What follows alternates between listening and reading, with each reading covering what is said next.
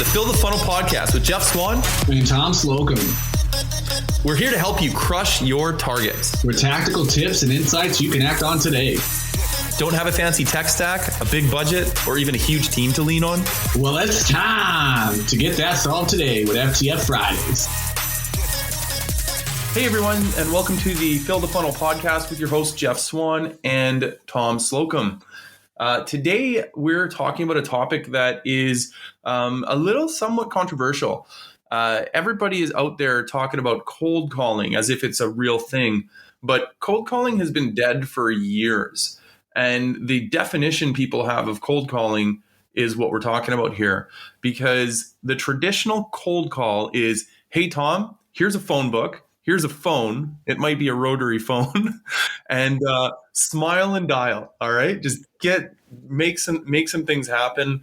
Realistically, today in 2021 and beyond, cold calling doesn't even exist because we have so much data at our fingertips. We have the ability to warm up a call by learning about your prospect online, by warming them up with emails, social touches, all those different things. So it's no longer a cold call. So, Tom, what is your take on cold calling? Why do we still call it cold calling? It's a term that irks me and truly deserves a facelift in where we're at today. You hit the nail on the head, right? A cold call is straight up, you know nothing. You simply have a phone number and a name, and you're picking up the phone to make a conversation. In today's landscape, that's not the case. We have all the information right in front of us. We have data. We have software that's pulling that information. And the same goes for the prospect on the other end, right? They have all the information they can receive versus in the 90s, a cold call was important because that's how they got information from the market. That was how they were delivered on what's happening. Nowadays, you don't need a cold call to educate. You need a cold call to move the needle into making them take action into their buying decision. So a cold call is just a term that hasn't been hasn't received a facelift in a long time. It's just the natural term that we use. But I can't stand when somebody's like, oh, I got to go make cold calls today, or oh, I have to cold call and go make meetings. You're not doing that. No. If you are, then I'm sorry because you're doing it wrong, because there isn't a need for a cold call. Everyone should have the ability to be able to create a warm call, right? I know the buyer persona. I know the challenges of the market. I know where they're located. We have this thing called LinkedIn now where I can look at company information or the person. We have social media to get to know somebody. There's a lot of opportunity for you to be educated before you even pick up that damn phone and then start that conversation. And honestly, if we even take a step back, even if you did just get a list, there's ways to make a connection and still keep it warm. You have an area code, you have an email address, you have a name. There's still a way to pick up that phone and still know Bob on the other side. Maybe resonate on their area code. Hey, I see you're in New York. How is the weather over there? That's still warm because you're making a connection based on the information. A cold is straight up, I just know the name's Jeff, and here's the phone number. I have no way to connect with you. Great points, Tom, as always. And so let's unpack that a little bit more. Is how can we make, as prospectors, how can we make warm calls, not cold calls? So let's start with the first thing. One of the things that you mentioned there was it's all about really understanding your customer and doing your pre-call research. So let's talk about what types of things can be done as far as researching your prospect online. And I'm going to start really quickly by introducing a framework that Tom and I like to use, is the 3x3 research. So there's a lot of people out there that have used this term. This is not our term, but the way we approach it is a little bit different, or maybe we phrase it a little different than other people, but it's all about qualifying. So number one is qualifying. What qualifying information can you find on a prospect? What type of triggers can you find? So what type of reasons can you find on that would entice a prospect to want to talk about stuff today, about your solution today? And what is the tie-in? So what can you learn about the prospect to tie them into your solution and what you're trying to say in your warm call? So again, that's qualification, triggers, and tie-ins. That's a 3x3 research process. It's going to get you crushing. your warm calls. So Tom, what's your take on 3x3? Like, why did we develop this type of framework? Because just like in a past episode we recorded, right, is prospecting analysis. When you have a right formula in the way that you're going to pre-research, it's scalable and it's effective versus I don't have any clear formula or direction. I'm just going to go down this rabbit hole of this prospect and see where it can go. And next thing you know, you're taking 20 minutes, 25 minutes before you even make a dial, which 80% of the time is going to lead to a voicemail. So the reality is to create a formula and a process that gets you in and out quickly and can scale your activity through the day to day. So 3x3, which is in the market, is a way to do that. It's 3 key pieces of information within 3 minutes. So that way you can pick up that call, and guess what? You can typically get that 3x3 while making the dial, right? Because in that first 3 minutes, you're talking to them, and you can have that information be relevant. Now, it doesn't mean it has to be relevant information to who you're calling, but what you're calling, who you're reaching out to in a sense of the company, the prospect, the challenges off of their public reports they're posting online, looking at their social company profiles. What are they talking about? What are they trying to engage? Even noticing that their engagement levels on LinkedIn or Facebook aren't really there, right? That's a great way to warm up a call and say, look, I see your challenge in social. Why do you feel you're lacking that engagement from your audience, right? And talk about that if that's a solution that you can solve, or just learning information within that 3 minutes to warm up the call and be relevant, because cold calling is just straight irrelevant. It's the old school way of doing things, and today you can really truly find a formula to get the right information, make a human connection, and just uncover what somebody's dealing with and have a 5-minute conversation with them. That's awesome. No, and that's really exciting because, like you said, I mean, you should be able to get details you can use in a call within 3 minutes, maybe 5 minutes. I like to say 3 to 5 because, sometimes it just takes a little bit longer. It does. You got to do a little digging. A lot of our peeps that we talk to, right, might not have that social brand, right? They don't have that content. Maybe their ICP is not very active. So it might take just a little bit more, but like seriously, don't go beyond 5 minutes, right? Find another way to make a connection. Like I mentioned before, you can look at just their area code on their phone, on their phone number, look at their email address. You know how many times I've seen somebody still have an AOL? That's my intro, right? Like that gets me into the conversation, right? Because it's funny. You talk about it. You're like, hey, still rocking at AOL, huh? And they chuckle and they're like, yeah, I've had it for years. And, you can just dive in and make it warmer and more. Yeah. Listen, the whole point of a warm call or being able to do the research is you're welcoming the prospect into a conversation with you, right? I feel welcomed. I feel invited. I feel heard. And I'm more willing to hear what you have to say versus a straight up cold call where you just have no idea why you even picked up the phone to call me. You just did because somebody gave you a list and said, go call this person and get a meeting, right? I'm not going to invite you to a conversation with me because at that point, like, just because you got a list, do a little legwork, my friend. Learn a little bit about what my company's doing, what I'm doing, and how it ties back into why you're picking up that phone in the first place. And the key part of all of this as well is as you do your 3x3, put it in your CRM. Log it, notify it, make sure that you know every time you call, that's your in.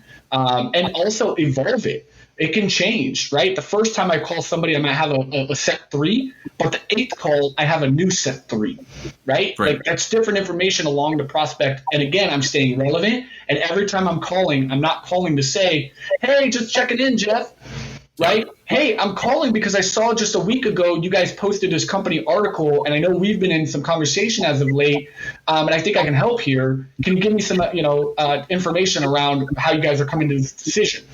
Right now, it's more relevant than what it was 8 calls ago when my first 3 were just based on something I saw on social or where they're based out of. Now my 3 are getting more integrated as I go with the prospect, and every time in my CRM I see that pathway and I have that information. Yeah, so there's a phrase that salespeople absolutely love. If it's not in Salesforce, it doesn't exist. But you know what? The reason why salespeople have traditionally hated this phrase is because they don't see value in that data being there, because they don't understand how the data can be used to actually move people forward in the funnel. So those that are really big fans of CRM use it to their advantage. Like you said, they find that 3x3 research. They leverage their CRM. So when they're making that call, they have everything they need in a really simple profile screen so that they can actually make that call and make decisions on the fly. And think Right. about an email, right? For your lane, right, Jeff? Like Yeah. how easy it is for you that you got to email this person on your next step in sequence, and you can open their profile in your CRM and see 6 to 9 different elements that you've spoken with this person about that was personalized. Now you can write that message using some of those key points or coming back to them. Hey, I know we talked, 3 weeks ago about this. Where are you at now in that? And it goes beyond just always constantly asking about you and where you need the call to go. I can just check in and be like, hey, I know we talked about your son's birthday a couple weeks ago. How did it go? Right? And then go into your value prop and get into the call and be like, hey, I look forward to hearing how your son's party was. But I also was reaching out to you to see if you had any more update on where you're at in the decision-making process. Now you're building a relationship. You're making a conversation. You're not just constantly hitting somebody up to get what you want out of it. And that's what a cold call is, right? You're trying to be an interrogator in a cold call because you have no information. You have to pick up the phone and find out that information. But instead, now in today's world, being able to create a warm call, you're able to build a conversation and a relationship with somebody without having to be interrogating, because you already can come to the call with relevant things to discuss and be more conversational versus I have to call and ask you 5 questions because I really have no idea why I picked up and called you in the first place. Well, and not only that, but like, let's say you have those 5 questions that you want to ask somebody or you want to know, if you can solve 3 of those in your pre-call research, you don't have to ask those questions. You don't need to do more to qualify them because you've already done that before calling. And then not only that, but if you know specific things that this customer is going through or some experiences they're having or some explicit pains that they've posted online and they said they have, then you can kind of cut through the BS and just go straight into what's important, right? And it's so much easier when you feel like somebody knows you, to have that conversation with them. Your defenses aren't up. You don't really feel like pushing them away or anything like that. And it's so much easier when somebody comes to you and says, hey, Tom, I know you live in Arizona. I know it's crazy hot out there. So you're probably going to want this air conditioner I'm selling. Right? Again, you find that relevancy, right? And you almost get to disqualify before you even pick up the phone. So you don't even have to waste that dial, because as you bet in 3 minutes, you're like, nope. Shouldn't call this person. It's not a good time, or I'm understanding that they're not actually a fit. So I'm going to update my CRM with that. And after a couple weeks of doing this, you have one of the cleanest CRMs, and you're able to be proactive instead of reactive in your prospecting, because you're able to know where to go next to get that next meeting versus shooting in the dark and having no idea because you haven't logged all of your notes. You don't know the research you put in. And you have to physically call to qualify or disqualify. And that's not necessary anymore. You should be able to qualify 60% of the way. Maybe that's steep. I don't know. But I think I could qualify somebody out before I even pick up the phone and be able to have a real conversation and say, I know me calling right now is valuable to this person because of the content their company's putting out, what they're putting out. Look at one of our peeps in our small community who's a social seller. You know why he has such success? Because he's got a post on everything. He's watching the conversations and comments on the social and is understanding when to play a part in that conversation that shows up as relevant and can create it into a sale versus not that conversation wasn't for me. I can't really find a point. I can come back to it, but it's not there for me right now. I'm going to jump over to this conversation. That's right. No, and what's interesting you said there is that so this particular person is a social seller, but a lot of people aren't social sellers. You said earlier in our conversation here is that there's some people whose customers aren't online. They're not really doing a lot of stuff, right? But there's always details available for research. If you can't find information on social media, you can't find it on a website, you can look in the local trade association of that customer.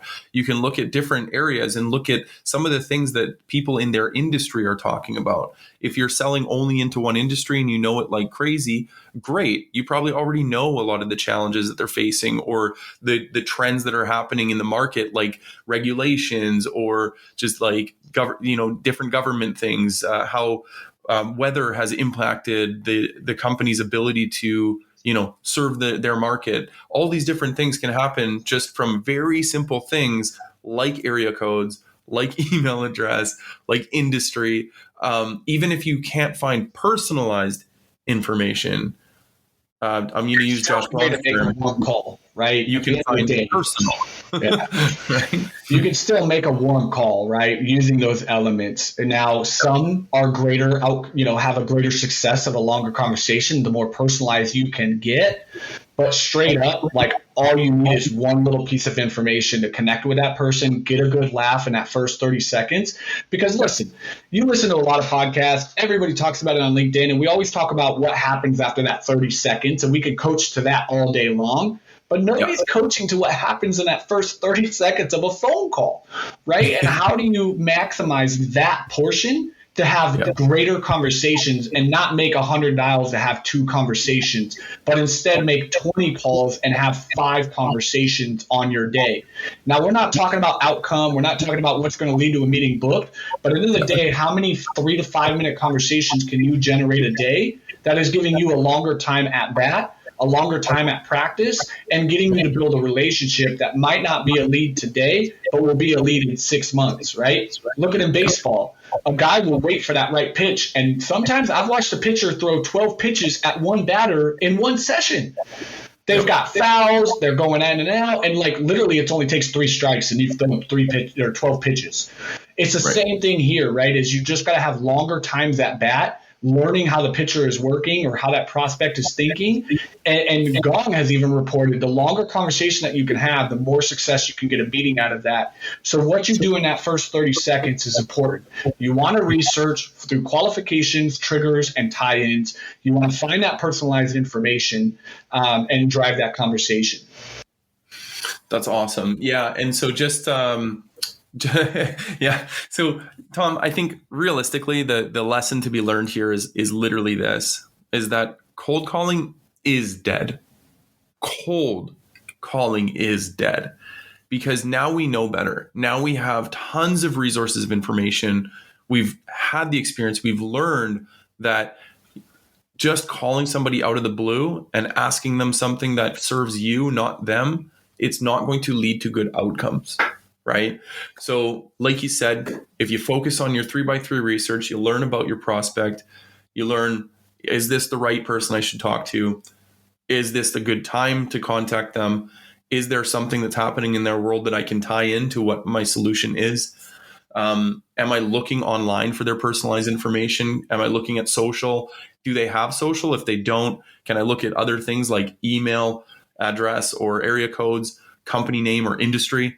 And then how do I use that personalized information? Well, use that to decide on what you're going to ask, what you're going to say, how you're going to say it, and then how you're going to strike up that really meaningful human conversation with the prospect, right? So you do those 3 things and you're going to crush it in your warm calls. So good luck, everybody, and happy hunting. Bye. Thank you for joining us for another episode of Fill the Funnel podcast.